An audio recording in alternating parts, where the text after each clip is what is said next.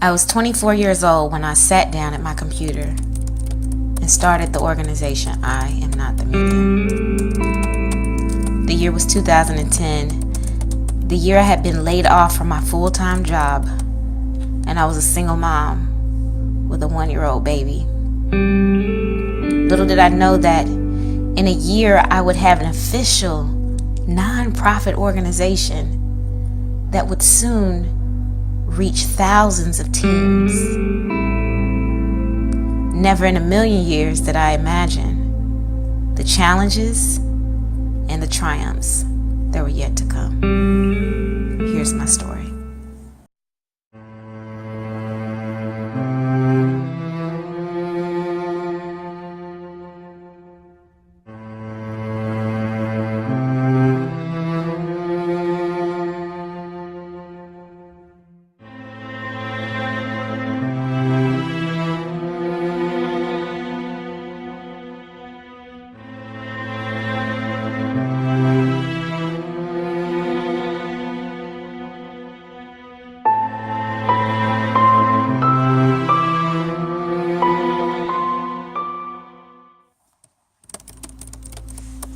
I was a daddy's girl growing up. When I think of my dad, I think of a person that never met a stranger. I think of his laughter and his corny jokes. Oh my gosh, they were so corny. And I think of the kindest person I've ever known in my whole entire life. You know, he was like a laid back, cool guy.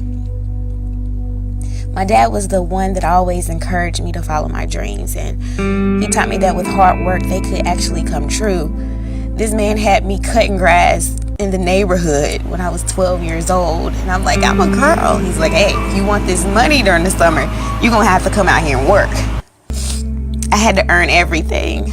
If I wanted to go to the movies, I had to wash the car to make some money. He put in me work ethic, I think. That's why I go so hard. I have a crazy work ethic. I know I do. It's hard to keep up with me if you work with me. But, you know, it came from him. He worked 3 jobs, you know. When I told him about wanting to start the organization, he ended up being my first donor. He donated $500, and my little sister Angelia also wrote me a check for $250. That meant a lot to me at the time because I had no money. I mean, I was in the negatives. I was not working.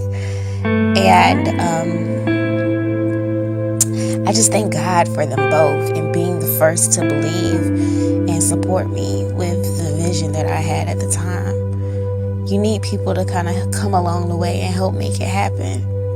It gave me the idea that I could really do this. This could possibly come true.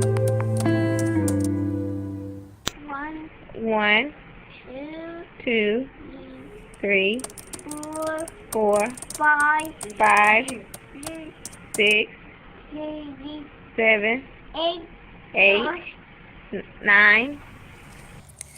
I gave birth to Whitney Jordan Johnson on September 15th, 2009. She is still my greatest accomplishment I've ever had and will forever be, especially since I plan on not having any more kids. But Whitney made me learn the key values and lessons I was going to have to embody when I birthed I Am Not the Media a year later. She made me more responsible. She taught me patience. And oh my gosh, she taught me sacrifice. I could have never imagined how much sacrifice it entailed to have a child, especially being a single mom with a child. The type of relationship we have is this unbreakable bond.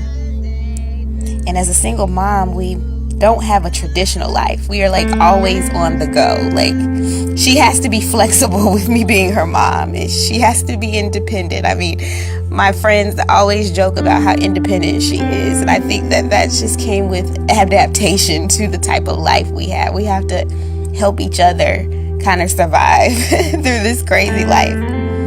She is with me at events and workshops.